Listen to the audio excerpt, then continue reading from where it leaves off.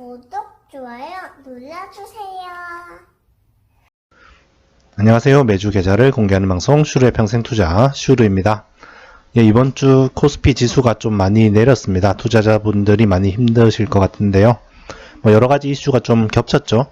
홍콩 문제도 있었고요. 미국에서 이제 홍콩 인권법을 통과시키면서 이제 미국과 중국 간의 갈등이 좀 심해졌고요. 그리고 이제 한국 이슈로 따지면은 이제 MSCI 지수에서 한국 비중이 조금 줄어들면서 외국인 자금이 조금 이탈하는 그런 문제도 있고요. 또 이제 지소미아 문제도 있고요. 여러 가지 이슈들이 겹쳐서 한국 시장이 좀 특히 많이 하락을 한 것 같습니다. 네, 일단 이번 주 계좌 먼저 확인해 보겠습니다. 네, 국내 주식 먼저 보겠습니다. 지금까지 총 4,100만원 투자해서 현재 4,132만원 정도 됩니다. 지난주보다 제법 많이 내렸습니다. 일단 특히 삼성전자가 좀 많이 내렸고요. 또 사모개발이나 이런 것들도 좀 제법 내려간 것 같습니다. 전체적으로. 그리고 해외 주식 계좌는 현재 342만원 정도 되고요. 일단 환율 상승 등의 영향으로 지난주보다는 약간 올라갔네요. 네, 마지막으로 자산 배분 계좌. 일단 이번 주에 100만원을 추가해서 총 700만원 투자했고요. 현재 696만원 정도 됩니다. 일단 지난주보다는 조금 올라갔네요. 환율 때문에 조금 더 올라간 것 같죠? 네, 엑셀로 한번 보겠습니다. 한국 주식, 해외 주식, 자산 배분 계좌 합계입니다. 1주차부터 작년 10월부터 시작을 해서 현재 59주차까지 왔습니다. 한국 주식은 4,100만원 투자해서 현재 4,132만 3,862원이고요. 지난주보다 거의 한 90만원 넘게 내렸죠. 그리고 해외 주식은 200만원 투자해서 342만 6,001원. 자산 배분 계좌는 700만원 투자해서 696만 2,705원. 합계는 드디어 5천만원을 투자를 했습니다. 5천만원 투자해서 5,171만 2,568원입니다. 안 보였나요? 제 얼굴에 가려서 다시 5천만원 투자해서 5,171만 2,568원입니다. 예, 그래프를 보시면 일단 100만원이 원금이 늘어났음에도 불구하고 지난주랑 거의 비슷한 모습을 보여주고 있습니다. 예, 이거는 제가 예전에 올렸던 인버스 레버리지 ETF가 위험한 이유라는 영상인데요. 어제 댓글이 달렸는데 여기 보시면 코덱스가 25% 내렸다가 20% 오르면 90만원, 인버스가 25% 오르고 20% 내리면 100만원인데 이때 동안 주식 공부나 했냐? 나는 공부 1도 안 했는데 이건 알겠다라고 아주 예의 바르게 댓글을 달아주셨는데요. 안 그래도 오늘 하락에 베팅하는 게 왜 위험한지에 대해서 한번 얘기를 해보려고 했는데 이렇게 마침 댓글을 달아주셔가지고 인버스 ETF에 대해서 한번 또 설명을 잠깐 하고 얘기를 하도록 하겠습니다. 예, 인버스 ETF가 뭔지는 다들 아시죠? 주식 투자를 하시는 분이면 다들 아실 겁니다. 코스피가 만약에 1% 오르면은 인버스 ETF는 1% 내리고, 그러니까 코스피 200 지수가 2% 오르면은 2% 내리고, 또 2% 내리면은 인버스는 2% 오르고, 이런 식으로 반대로 움직이는 게 인버스죠. 영상을 보신 분들은 아시겠지만 제가 어떤 예를 들었냐면 이렇게 코스피 200 지수가 만약에 100이라고 쳤을 때 여기서 25%가 상승을 했다고 칩시다. 그러면은 1.25를 곱하면 되죠. 그러면 125가 되고 여기서 이번에는 다시 20%가 하락을 했다. 그러면 0.8을 곱하면 되겠죠. 그러면은 다시 100으로 돌아왔습니다. 코스피 200 지수는 100에서 125가 됐다가 다시 100으로 돌아왔습니다. 그러는 동안에 이제 인버스는 어떻게 됐을까요? 인버스 ETF는 일단 25%가 올랐으니까 반대로 25%가 먼저 내리겠죠. 0.75 그러면 75가 되고 그 다음에 이제 코스피 200이 20% 내리는 동안은 반대로 20%가 올랐겠죠. 1.1을 곱합니다. 그러면 90이 됩니다.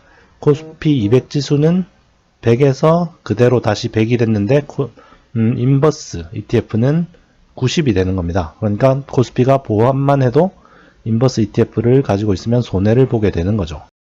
이제 거기에 대한 반박으로 이제 코덱스가 25% 내렸다가 20% 오르면 90만원, 인버스가 25% 오르고 20% 내리면 100만원인데 라고 써놨는데, 그러니까 이게 반대의 경우를 말하는 거죠. 예, 이렇게 제가 상황을 정리를 해 놓았는데요. 여기 가운데 있는 게 제가 말한 예시죠. 코덱스 200이 25% 오르고 20% 내리면은 100이고, 인버스는 그동안에 25% 내리고 20% 오르니까 90이 돼서 코스피 200이 보합을 하는데도 인버스 ETF는 내렸다는 겁니다. 10% 하락을 했죠. 그리고 이제 댓글에 달아주신 예시가 이겁니다. 코스피 200 지수가 25% 하락 먼저 하고 20% 상승을 하니까 90이 됐고, 인버스 ETF는 25% 상승을 하고 20% 하락을 했으니까 그대로 100이다. 이러면 코덱스 200은 내렸는데 인버스는 그대로지 않느냐? 그게 왜 어때서요? 인버스는 사실 하락을 했을 때 돈을 벌어야 되는 ETF잖아요. 그런데 이거는 코스피 200이 하락을 했는데도 불구하고 돈을 못 벌었습니다. 인버스는 그대로 보합이에요. 코덱스 200은 당연히 코스피 200이 하락하면 당연히 딱 하락하는 거죠. 그거는 뭐 누구나 아는 사실이고. 그러니까 인버스 ETF는 하락을 했는데도 보합이고, 보합을 하면은 오히려 하락하고, 상승을 하면 당연히 더 많이 하락을 하겠죠. 뭐 어떻게 해도 벌 수가 없는 거예요. 코덱스 200은 간단하게 하락하면 하락하고, 보합하면 보합하고, 상승하면 상승하는 겁니다. 인버스는 돈을 버는 경우가 하나도 없어요. 뭐 물론 사람들이 바보라서 인버스를 하는 건 아니고, 이렇게 코스피 지수가 25% 하락했을 때 이제 바로 팔고 나오려고 인버스를 사는 거겠죠. 그러니까 제가 말씀드리고 싶은 거는, 인버스에 투자하면 뭐 무조건 잃는다는 말이 아니라 그냥 코덱스 200에 투자하는 것보다 훨씬 구조적으로 불리하다는 얘기입니다. 보합을 해도 오히려 하락을 하기 때문입니다. 거기다가 주식시장은 뭐 기본적으로 이제 우상향하는 게 기본적이기 때문에 하락에 베팅해서 돈을 벌기가 정말 어렵습니다. 인버스 ETF로 돈을 벌려면 뭐 정확하게 하락하는 타이밍을 거의 맞춰야 되는데, 그리고 적정한 시기에 빠져나와야 되는데, 그게 참 쉽지 않다는 거죠. 지난주에 뭐 악재들이 좀 많이 나오고 또 코스피가 좀 하락하고 이러니까 좀 인버스 ETF나 하여튼 하락에 베팅하려고 하는 사람들이 늘어나고 있는데요. 경제가 좀 무너질 것 같다 이런 식으로 뭐 음모론도 많고요. 그런데 그걸 정확하게 맞추기는 정말 어렵습니다. 세상 일은 잘 모르는 거잖아요. 뭐 이번에 지소미아만 관련해도 지소미아가 당연히 깨질 줄 알고 이제 하락에 베팅하려고 했는데 지소미아가 연장이 되었잖아요. 그래서 뭐 방위산업체 뭐 빅텍이나 이런 거 좀 급등할 줄 알고 투자했던 사람들은 아마 월요일 되면은 좀 폭락하는데 좀 시달리게 되겠죠. 뭐 홍콩 문제 같은 것도 이제 홍콩 시위가 뭐 계속되고 또 중국에서 강경 진압을 하면은 또 뭐 서방 세계에서 홍콩을 제재하거나 이렇게 해서 전 세계 경제가 위기에 빠질 거다 뭐 이런 예상도 많이 있는데, 뭐 그것도 어떻게 알겠습니까? 또 금방 시위가 진압되어 버릴 수도 있는 거고요. 중국이 그렇게 쉽게 움직이지는 못하겠죠.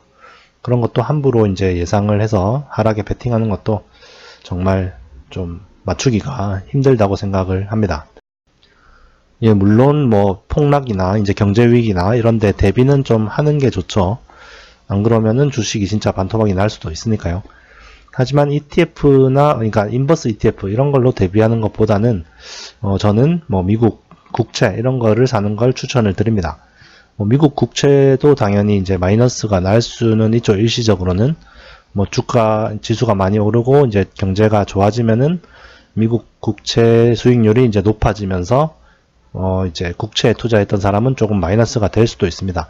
하지만 장기적으로 뭐 10년물을 뭐 2%에 투자를 했으면은 10년만 갖고 가면은 연 2%는 무조건 보장이 된 거예요. 그거는 장기적으로 뭐 마이너스가 될 일은 없죠. 2%는 보장이 되어 있는 거니까. 반면에 인버스 ETF 같은 경우는 뭐 코스피가 지금 2000에서 뭐 한 3000으로 한 단계 업그레이드가 돼 버렸다. 그러면 다시 2000으로 오기는 정말 쉽지가 않잖아요. 그렇게 된 경우에는 이제 인버스에 투자했던 사람들은 아주 영구적인 손실을 입게 되는 거죠. 채권은 그래도 원금이랑 이자까지도 건질 수가 있는데, 물론 그 하락 시기를 정확하게 맞추면 당연히 인버스 ETF가 수익률은 높겠죠. 하지만 리스크가 너무 크다는 겁니다. 정확하게 못 맞출 경우에는 보합만 하더라도 마이너스가 발생을 하니까 인버스 ETF는 웬만하면은 진짜 초보 투자자분들은 오히려 더 피해야 되겠죠. 예, 주식시장은 장기적으로는 분명히 상승을 합니다. 진짜 초장기적으로 봤을 때는요. 뭐 물론 최근 뭐 10년 이상 코스피 지수가 계속 보합을 하고 있죠. 박스권에 갇혀 있는데 뭐 그래도 배당이라도 받았잖아요. 10년 동안 배당만 받아도 그래도 괜찮지 않나요? 그래도 일단 상승했다고 볼 수가 있는 거죠. 그리고 10년 동안 이렇게 에너지를 모았으니까 뭐 앞으로는 또 크게 오르는 날도 분명히 있을 겁니다. 어쨌든 하락에 베팅하는 거는 정말 위험한 거라는 거를 다시 한번 말씀을 드리고요. 하락에 대비는 해야 되겠지만 하락에 진짜 하락 포지션으로만 잡아서 상승했을 경우에 돈을 날리는 그런 투자를 하면은 안 된다는 말입니다.